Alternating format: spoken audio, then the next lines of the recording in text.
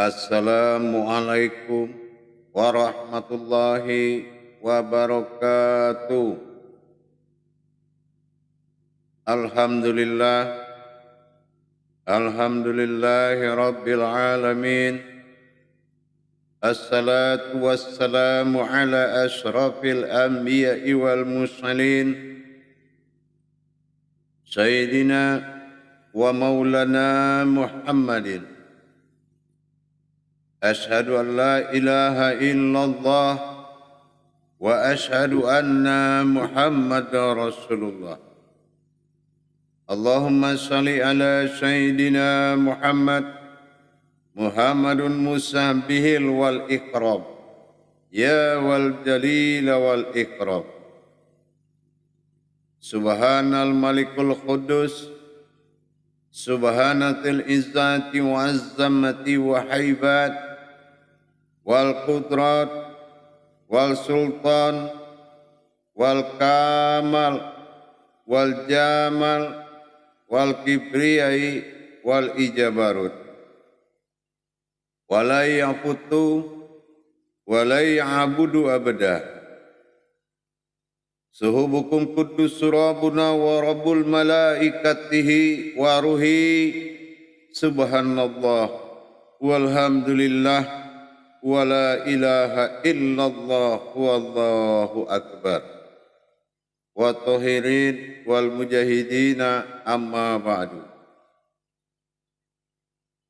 Bersyukur kita kepada Allah dengan mengucapkan alhamdulillahi rabbil alamin atas segala limpahan karunia, rahmah dan hidayahnya, serta dengan izinnya juga kita dapat menjalankan amanahnya, beramal, beribadah, zahir batin dunia dan akhirat.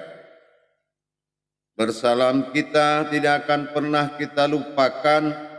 Marilah sama-sama kita sampaikan kepada junjungan kita, Nabi Allah, Nabiul Akhir Zaman, Rasulullah Muhammad sallallahu alaihi wasallam. Atasnya kalimahnya dengan mengkalamkan Allahumma sholli ala Sayyidina Muhammad wa ala alihi Sayyidina Muhammad. Alhamdulillah, bertemu lagi dengan saya, Guru Mursyid Syekh Nur Muhammad Buya Irwan Maulana Al-Khalidi dalam makom majelis zikir Ma'rifatullah, tentunya dalam channel kita YouTube Buya Pasaman Timur, dalam rangka meningkatkan iman dan takwa kita kepada Allah Subhanahu wa ta'ala. Perlulah kita memikirkan kembali kepada ketentuan tauhid, bertolabul ilmi. Insya Allah, mudah-mudahan dalam waktu dan kesempatan yang kita muliakan ini, saya akan berbagi pengetahuan tentang sebuah kerahasiaan dalam makom sholat, yaitu tingkat diri sir, yaitu tingkat kodrat batin, kodrat rahasia yang bertajalli di dalam sholat. Wawasan ini perlu sekali kita sampaikan. Kenapa? Kalau dalam pandangan ini, dalam penyaksian dalam kodrat sholat, kita tidak memiliki keputusan dari kodrat yang kita saksikan, maka ini dinamakan hakikatnya belum berdiri. Apa makom yang akan kita berbagi wawasan ini? Ialah tentang makom tiga kodrat daripada tajalli Allah di dalam diri, yaitu dalam kodrat diri batin bernama diri sir bernama diri batin bernama dan diri zat bernama Inilah di mana makom kodrat ini terjadi di dalam salat, inilah kodrat yang terhimpun menjadi satu wujud diri, yang menjadi diri ihram, yang mana kita tahu diri ihram ini adalah diri rahasia yang bersifat atau rahasia. Mana diri rahasia itu? Yaitu adalah diri sir yang disebut dengan diri kabir. Berdirinya kodrat kabir pada alam kabir dinamakan ihram. Ini adalah satu pandangan. Nah, sementara yang bertakbir ini makomnya adalah ini adalah sifat aftar. Sifat aftar adalah sifat nyata bagi Allah yang dinyatakan untuk menyembah. Ini dikatakan dengan kodrat atau zat. Nah, sementara himpunan maujud dari semuanya ini menjadi kodrat batin. Ini yang dinamakan Jadi nilai daripada kodrat jasad ini sudah mencapai nilai batin. Artinya apa? Kita telah berhasil mendirikan diri batin di dalam alam batin. Mana yang dikatakan diri batin dalam alam batin? Nah, inilah himpunan dari segalanya adalah bersifat Semuanya ini berkodrat daripada diri batin dan alam batin. Diri aftar yang dijanjikan menjadi nyata dan dinyatakan untuk menyembah. Ini adalah kodrat aftar atau dinamakan alif tersurat. Inilah yang maujud pada ayan kerajiah. Yang ini dinamakan aftar. Nah, sementara diri atau Rabbani atau batin, Rabbani diri sir bagi Allah, diri rahasia bagi kita dinamakan nyawa. Nah, ini adalah suatu wujud yang harus menjadi himpunan batin, himpunan kerahasiaan berkodrat daripada batin. Sementara diri maujud daripada Adam atau aran kerajiah ini bersifat unsur batin. Apa yang dikatakan unsur batin? Yaitu unsur yang maujud pada tingkat yang tidak memiliki kodrat keinsanan. Dia adalah sebuah maujud seperti layaknya ayan kerajiah. Nah, ini sudah bersifat Jadi umpamanya kalau kita bercerita tentang tersirat, maka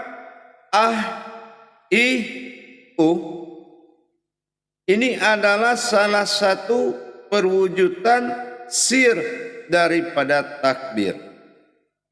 Kita lihat wujud zat. Dia naik, rahasia diri rahasia, atau dikatakan ayan sawita, adalah bertajalilah batin Allah meliputi sekalian alam. Nah, ini kodrat daripada tingkat sirnya.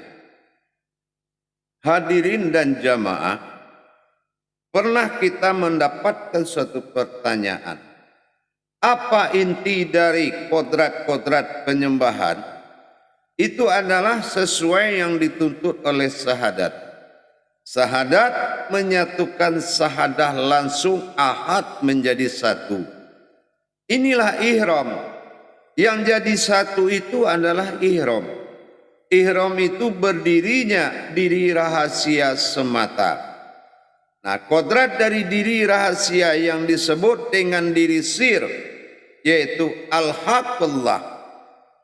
Nah, diri al-haqqullah ini adalah diri Rabbani yang muncul setelah mewujudnya diri atau aftar.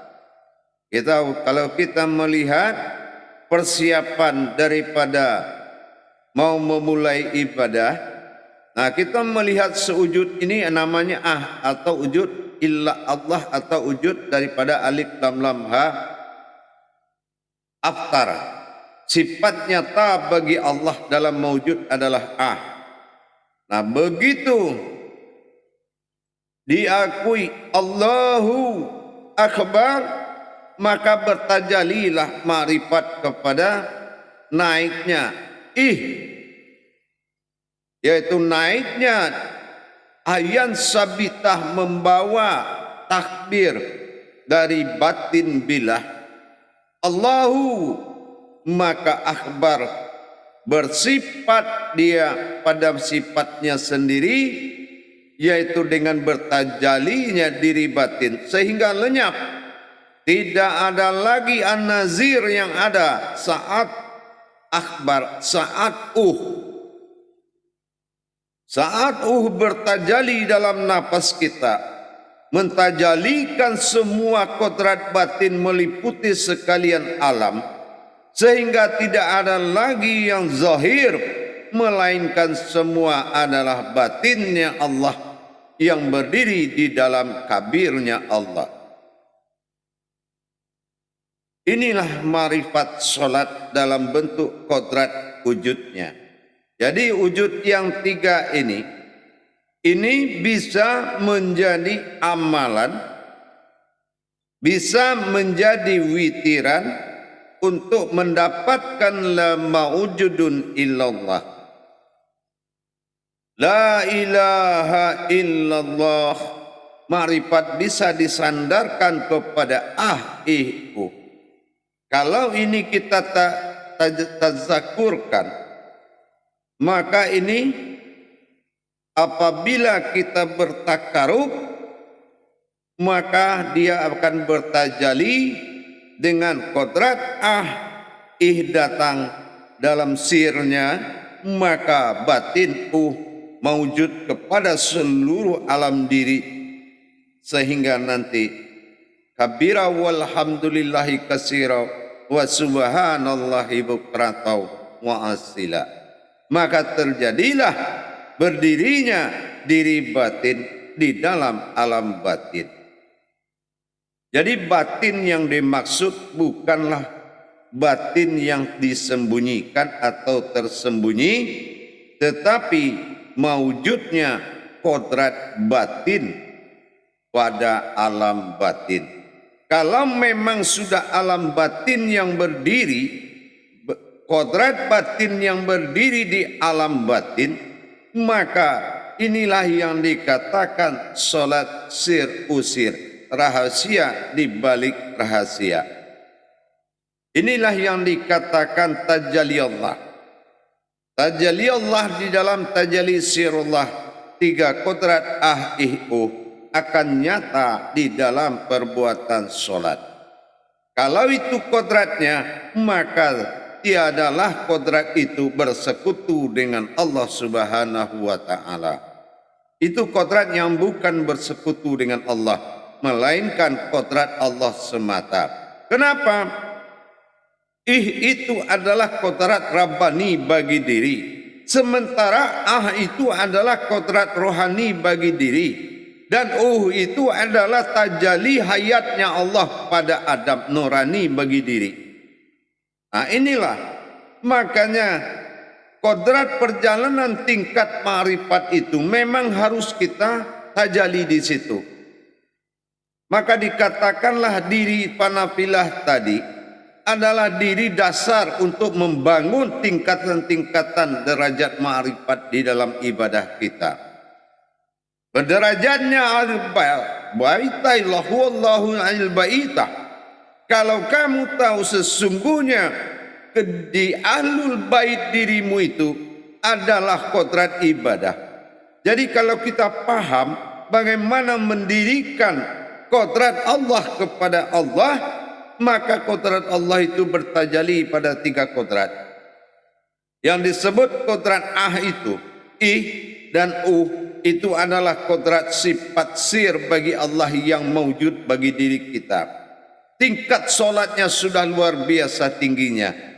Jadi kalau kita paham menempatkan, menyadari dan memandang, menyaksikan tiga kodrat ini bertajali di dalam wujud-wujudnya Allah, wujud sifat-sifatnya Allah, bertajalli dalam wujud zat, bertajalli dalam wujud batin, dan bertajalli dalam wujud sir, maka dikatakanlah maujud tadi adalah wujud rahasia Allah. Inilah yang dikatakan kodrat rahasia Allah. Makanya kalau kita sudah bisa menghadirkan mana nur ma'in yang akan menyaksikan, inilah kesempatan bagaimana kita mewujudkan nur ma'in dalam kodrat insanu tadi, menyaksikan tiga kodrat itu bertajalli dalam tiga wujud. Tiga kodrat tadi dia bertajalli dalam tiga wujud. Wujud batin dia bertajalli, wujud zat dia bertajalli, wujud sir dia bertajalli. Maka akan terbuka ijabul ghaib diri kita, bahwasanya yang menyaksikan dengan yang disaksikan akan nyata adanya. Ini membutuhkan kesadaran diri yang sangat tinggi, membutuhkan kuatun insaniyah, benar-benar kekuatan sebuah insan yang harus bisa menegakkan pemahaman ke tingkat kerahasiaan Allah di dalam solat. Jadi yang kita bilang dengan sifat nurani, rohani, rabbani, itu adalah wujud daripada kodrat-kodrat tersebut. Bagaimana potensi dari diri panafilah tadi, kalau tidak ada nilai pandangan kodrat sir yang bergerak di dalam tiga kodrat tadi, maka kesadaran dan derajat ibadah kita belum dikatakan dimuliakan. Makanya kita harus paham, kita bernapas di dalam solat itu mentajalikan batin makrifat itu. Makrifat mentajalikan batin agar tidak muncul kodrat-kodrat kemanusiaan kita. Inilah penjagaan aras namanya. Dalam kita melakukan rakaat, memandang rukun dalam rakaat, memandang wujud dalam kodrat, ini perlu tajalli batin yang paling kuat. Ini perlu tajalli Inilah napas yang tidak boleh menerima kehadiran akal dan nafsu yang merusak hubungan tauhid sahadah yang sedang terjadi di dalam solat. Kencangkan tajalli nya.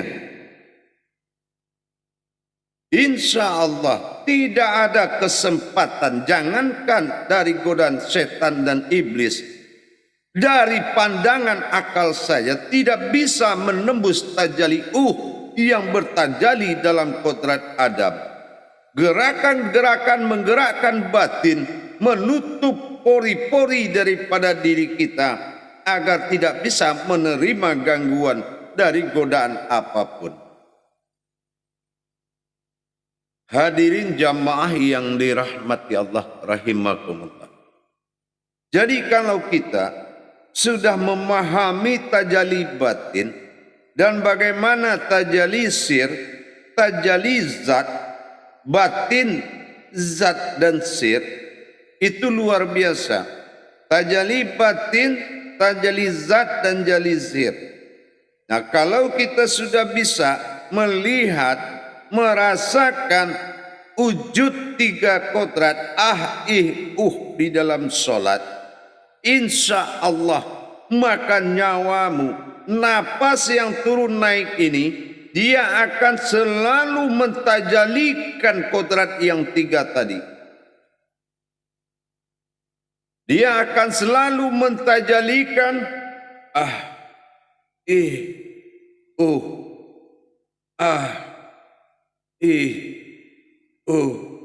Dia akan selalu mengisi ma'rifat, mengantarkan dan menjaganya, sehingga kita terbawa ke dalam lahutnya Allah Subhanahu wa ta'ala. Para hadirin dan hadirat jamaah rahimakumullah dimanapun berada, Insya Allah, kalau kita pelan-pelan meningkatkan kualitas ibadah kita, meningkatkan marwah ibadah kita, sehingga yang awalnya kita menyadari tidak tahu jadi tahu, setelah tahu kita memarifatkan dan mengenal, setelah mengenal kita memperjalankan, setelah kita memperjalankan, kita harus tenggelam dalam perjalanan itu agar terhindar dari gangguan, kerusakan atau kejahatan akal dan nafsu kita. Kenapa? Kalau memang semuanya sudah masuk ke alam pensaksian, yang pantas disaksikan oleh Nur Ma'in itu adalah tajalli daripada wujud-wujud yang ada di dalam kodrat. Wujud yang ada di dalam kodrat adalah wujud hu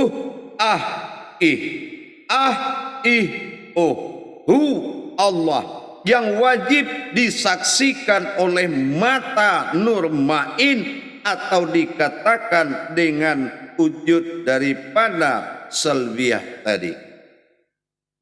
Bagaimana sulbi itu menyaksikan semuanya? Wujud Nur Ma'in masuk ke dalam insanu, dalam kodratnya sifat Allah.